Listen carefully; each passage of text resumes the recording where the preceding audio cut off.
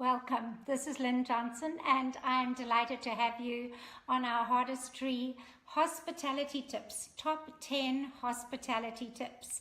And today we are looking at our hospitality tip number 5. I'm really excited about these today. But before we get into tip number 5, I want to do a quick little review with you. So we first talked about the fact that we need to learn as we go.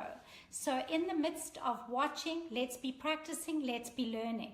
I talked about starting small and the story of Edith Schaefer giving the tray to the hobo. Go back and listen if you've missed these, because you'll want to get the basis of this, starting small.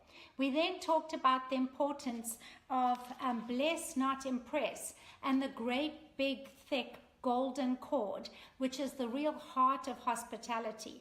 And then the silver thread, which is adding the little touches of beauty and creativity. So this is what we want to be able to do.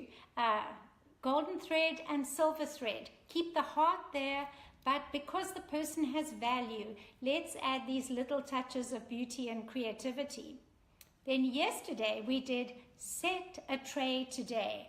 And I've been delighted that some people have actually already set a tray. So I can see Margie's watching. Thanks, Margie. We loved your tray. And anybody else, if you've planned to set a tray and not yet done it, just type in there, set a tray.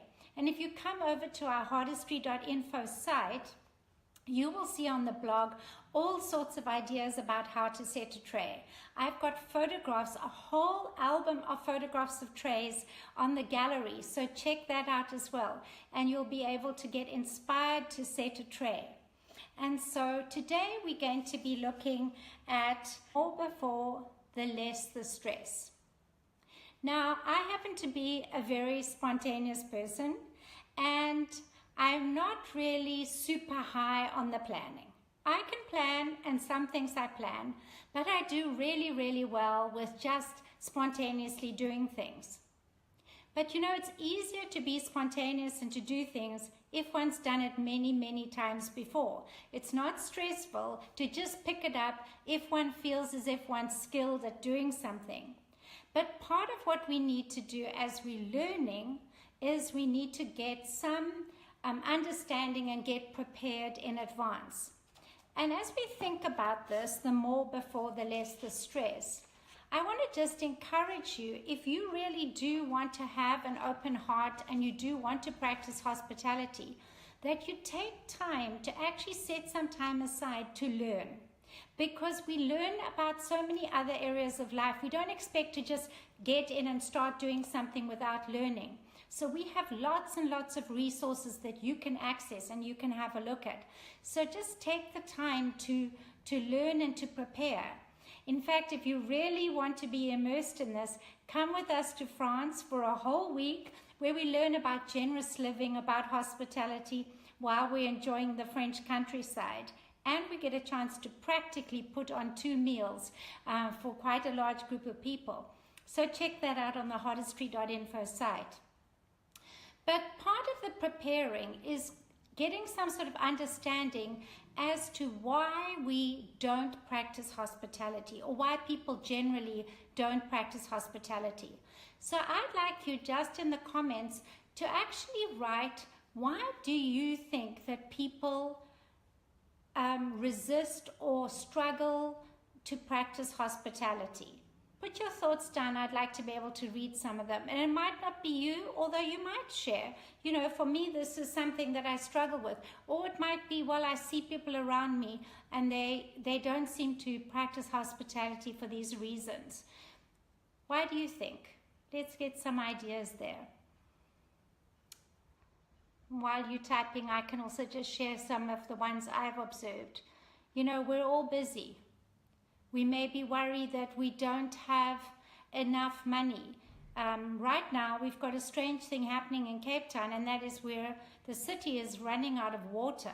We're trusting God for a miracle here. And it did cross my mind as I was having guests, wow, well, we are limited to the amount of water we can use. This can hold us back.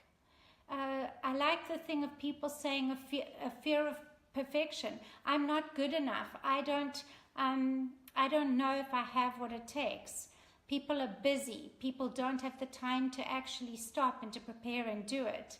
I think that people are juggling so much. They're juggling careers and family and work. Maybe our family structure is not healthy. So it's difficult to have somebody come in. They're going to see that the teenagers are rude to one another, or my husband and I, or my wife and I don't have a good relationship, or we're struggling with something. There are many, many things that actually prevent us from doing it.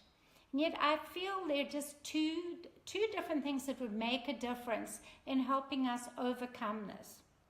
And the first is, if we really understood the purpose of hospitality and the impact and the power that it can have in our lives.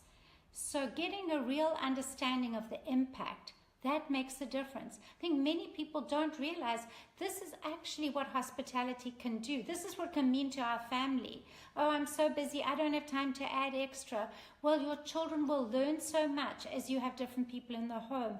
You will grow. You will get a sense of satisfaction of being able to share. You will build deep friendships. And so there's great, great power in hospitality. So not understanding the purpose is one thing, and the other thing is people don't feel as if they're skilled. They don't have the vision and they don't have the skills. And so as we look at the more before, the less the stress, let's just take some time to think through, what do I need to overcome? Are there areas where I need to grow? Are there things that I need to learn to do so that I can actually overcome my own hindrances to hospitality? And some of those hindrances just get overcome as we actually practice. As we practice. So let's just put in again, the more before, the less the stress. Now, some practical tips. I want to suggest that you start by just getting some basic supplies. You know, maybe you've got so many things in your house, you don't need to purchase anything more or get any more supplies. Maybe you need to get them organized, because sometimes you can think, oh, I want to have people around. I can't even find stuff. How am I going to do it? There's so many different shortcuts, and we're going to be talking about that a little bit later. I am the queen of shortcuts, so I'm going to be sharing those with you. But actually getting ourselves prepared is a good idea. I would say a set of white plates is an excellent way to go, because if you've got white plates, they can work at any time of the year. They can be simple. If one breaks, it's very easy to replace it. Some basic supplies, you have them ready and you actually set up. If you're going to start a sport, or one of your children is going to start a sport, you actually prepare. You check off the list. You see what you need. Do the same for hospitality and make sure that you're actually prepared.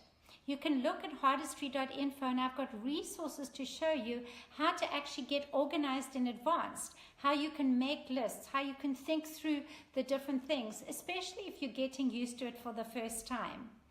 So every day we've been on our tips here. I've shared something with you, and so I'm just for fun going to share some of the things that I have. Now, I've told you before that I actually love serviettes in South Africa, or napkins, because you can do so many things. You can take a white plate, and just by putting a napkin on it, putting a serviette on it, you change the look, you change the feel. You can use it as a tray cloth. You can, I've actually got a blog post, 10 things to do with a napkin other than wiping your mouth. So have a look at that. It's a great way just to add a little pizzazz, but it's good to be organized. So now some people have a lot of shoes and may have a shoe fetish. I think I have a napkin one, so I'm going to disappear behind the box, but you can see this is my box of napkins. I've got all sorts. I have them for tea, I have them for meals, people give them to me, I pick them up when I travel. And if you are going to collect something, I think that a pack of serviettes is a lot cheaper than a new pair of shoes. But they're very, very handy, and I have them all organized. But just in case you thought those were the only ones, I have to let you know they aren't. Now, currently, we're living right near the ocean. In fact, I've got all the blinds and the windows closed, because otherwise you would hear the crashing sea. And so since being here I'm going to show this. I have collected some nautical items, and this is really fun because I can set these little things on my outside table, and I've got blue and white napkins, and I've got, every time I see something like this, I collect it. How about this? And this is really fun. I actually had some friends, we had some friends stay in our condo while we were away over Christmas time, and I left this box out and I said, please help yourself, have fun with your children setting the table. And it was so cute. She sent me photos of her daughter with the table set, and they had fun with the box. You know, this isn't really what it's all about. It really is about our heart being generous, but being organized and thinking through things beforehand so that you aren't stressed actually enables you to do what you're called to do.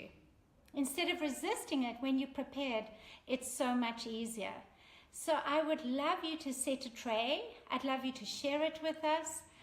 Please encourage other people to watch these hospitality tips. Sign up for the newsletter, and let's all learn together.